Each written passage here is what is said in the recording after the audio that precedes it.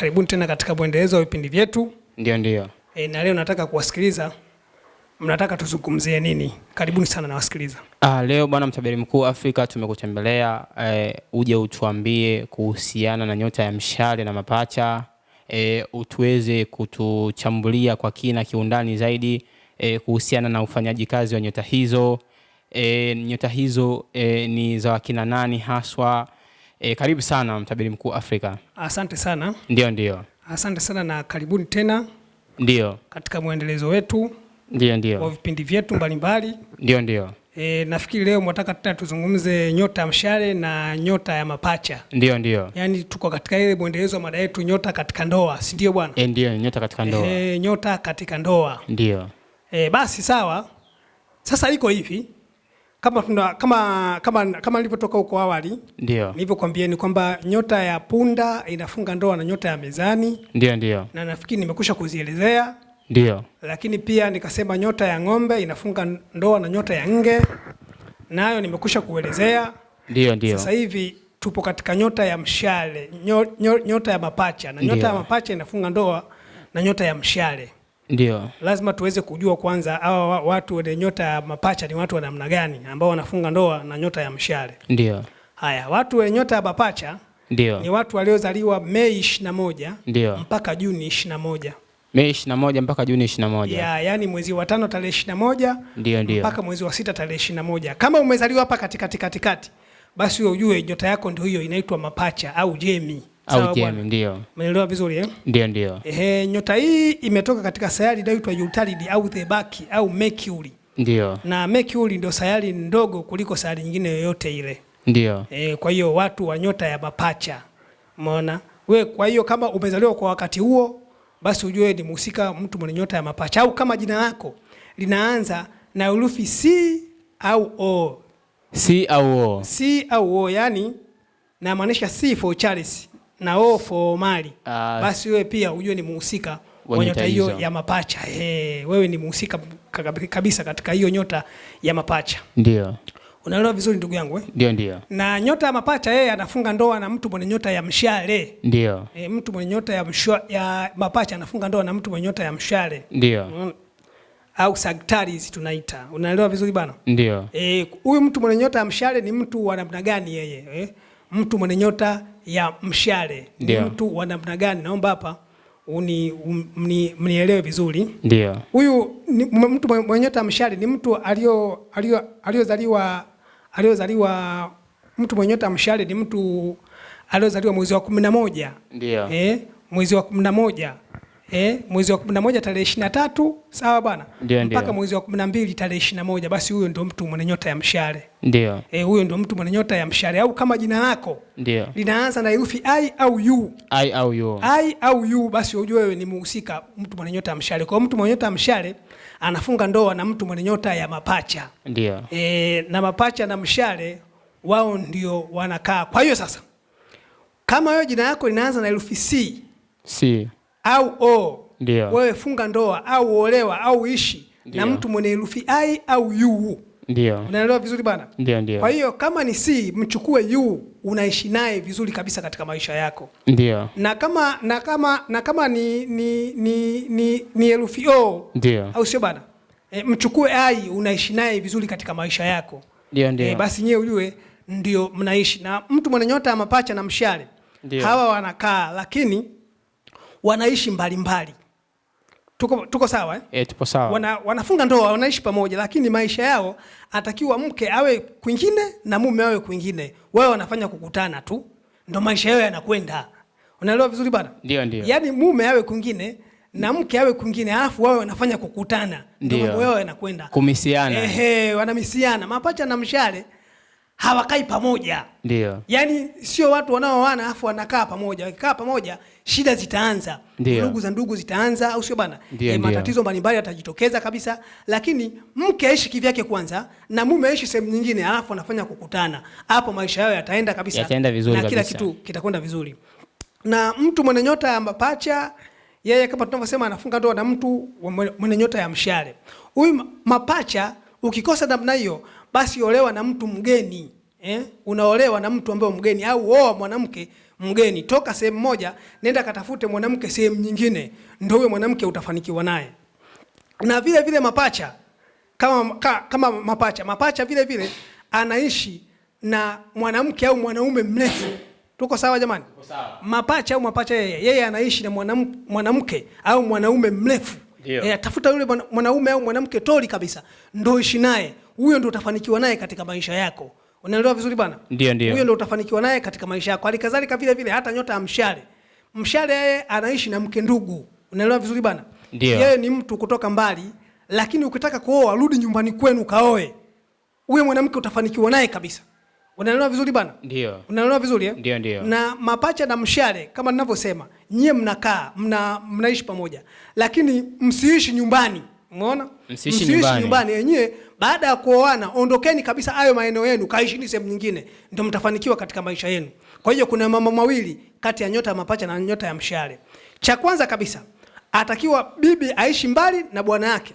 Unaelewa vizuri bana? Ndio. Au la sivyo ni lazima mtoke pale sehemu mnayoishi pale kwenu, mwende mkatafute maisha sehemu nyingine, ndio mnafanikiwa katika maisha yenu. Nafikiri hiyo ndio nyota ya mapacha na mshale, na hawa ndio wanaoishi kwa pamoja. Kama nilivyofafanua, kama kuna swali au hoja naweza kupokea. Haya bwana mtabiri mkuu Afrika. Ndio. Nadhani umeweza kufafanua vizuri, tumekuelewa kwa kina. Lakini kidogo kumekuwa na maswali ambao nataka nijaribu kuoji. Mtabiri mkuu Afrika. Ndio bwana. Umezungumza nyota ya mapacha na mshale katika ndoa. Ndio. Nilikuwa nauliza kwamba nyota ya mapacha na nyota ya mshale ni nyota ngapi katika mlolongo wa nyota 12?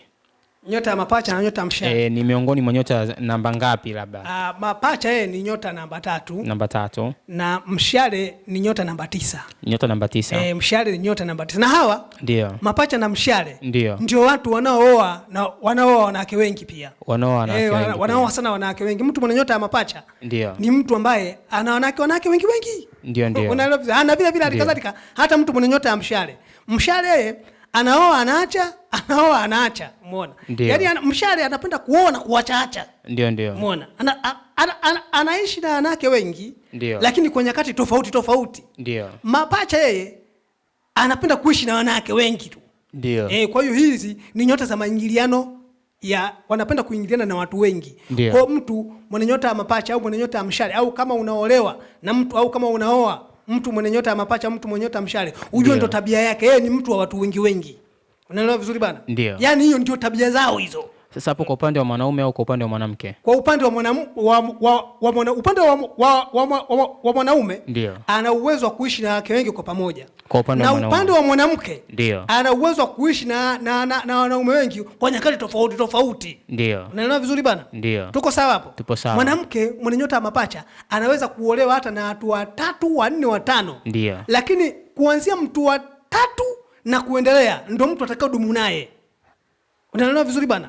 Mwanamke mwenye nyota ya mapacha anaishi na wanaume wengi kwa nyakati tofauti. Huyu ana tabia, anaolewa anaachwa. Anaolewa anaachwa. Umeona? Lakini kati ya mwanaume wa 3 au 4 au 5 wa 6, huyu baada ya kumpata mwanaume wa 6 huyu ndio atadumu naye katika maisha yake. Unaelewa vizuri? Na mwanaume mwenye nyota ya mapacha yeye anapenda wanawake wengi kwa wakati mmoja anaishi nao. Kwa hiyo usimshangae, ndio kawaida yao watu wa mapacha. Unaelewa vizuri bana? Watu wa mapacha wanaishi wanaishi na wanawake wengi kabisa. Kwa hiyo usishangae yani hilo. Kwa hiyo mwanamke mwenye nyota ya mapacha usimshangae mmeo akiwa na hali hiyo. Hiyo ni hali ya kawaida kabisa. Na vile vile hali kadhalika nyota ya mshale, kwa sababu mapacha yeye anaishi na mshale. Mshale yeye kwa mwanaume, unaelewa vizuri, wana tabia ya kubadilisha wanawake. Umeona? Anaoa anaacha, mara ana huyu kesho. Hiyo ni kawaida yake. Ni hizi nyota za kuingiliana na watu wengine. Unaelewa vizuri bana? Kwa hiyo nakutahadharisha mtu mwenye nyota mapacha usishangae tabia hizo. Ni kawaida kabisa. Unaelewa vizuri bana?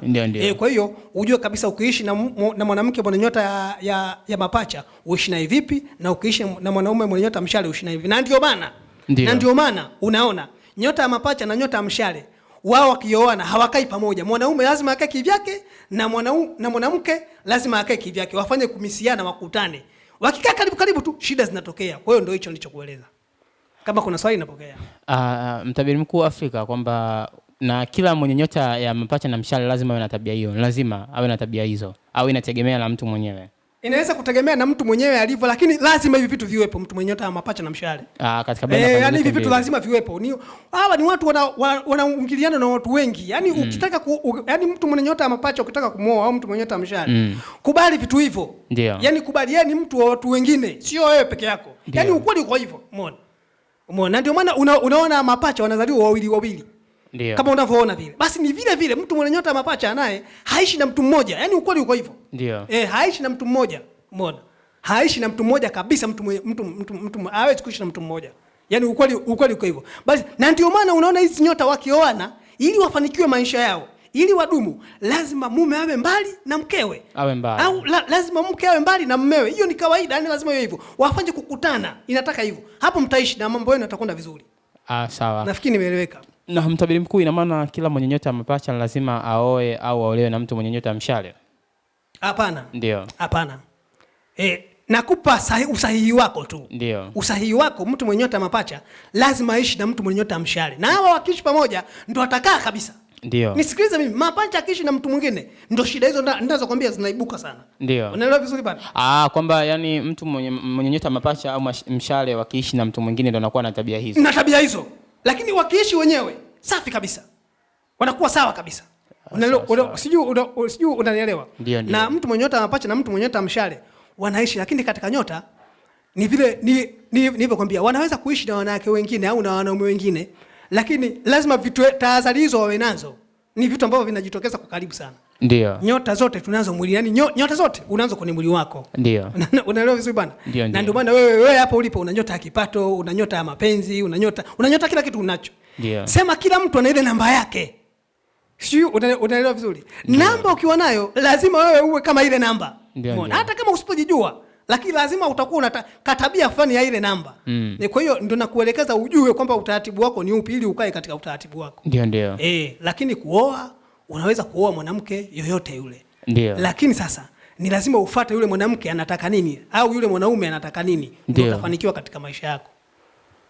Sawa mtabiri mkuu, mimi nimekuelewa vizuri. Ndio. Lakini japokuwa maswali yapo mengi sana, lakini kutokana na muda. Ndio.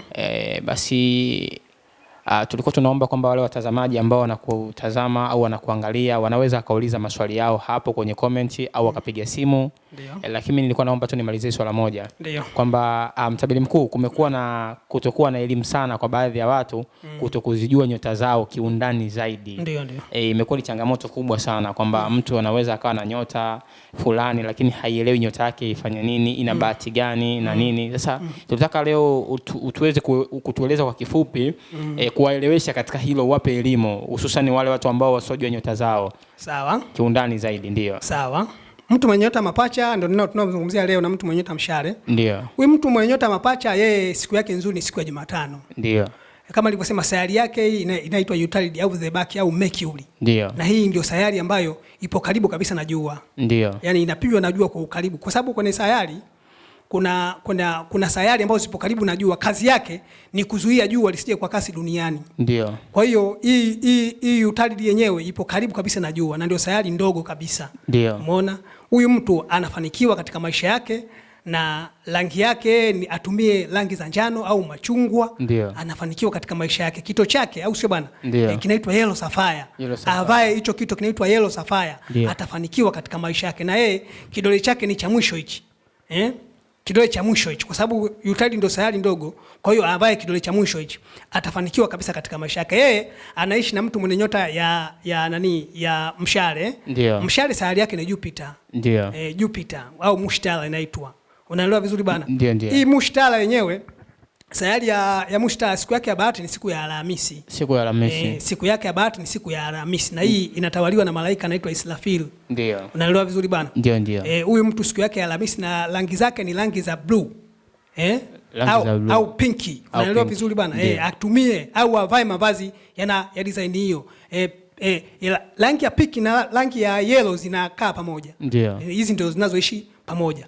Kwa hiyo watu hata katika nyumba zao wapake rangi hizo. Ndio. Na mtu mwenye nyota ya mshale kama alivyosema siku yake ni Alhamisi, rangi zake ni blue au pinki na ana kito chake.